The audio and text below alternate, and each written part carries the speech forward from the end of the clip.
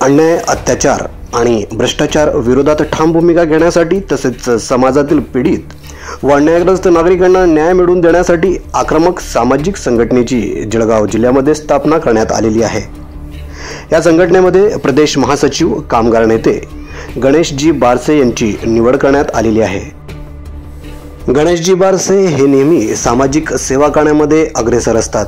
त्यांची ही निवड झाल्याने संपूर्ण जळगाव जिल्ह्यामध्ये व समाजातर्फे त्यांचे अभिनंदन करण्यात येत आहे। निवड सर्वानुमते करण्यात आलेली आहे। यामध्ये मंदाताई सोनवणे जिल्हा अध्यक्ष, प्रल्हाद सोनवणे जिल्हा सचिव, तर गणेश भैया बारसे रावेर लोकसभा प्रभारी म्हणून नियुक्त करण्यात आलेले आहे। या संघटनेच्या स्थापनेने जिल्ह्यात सामाजिक कार्याला नवा वेग मिळेल असा विश्वास व्यक्त करण्यात आलेला आहे।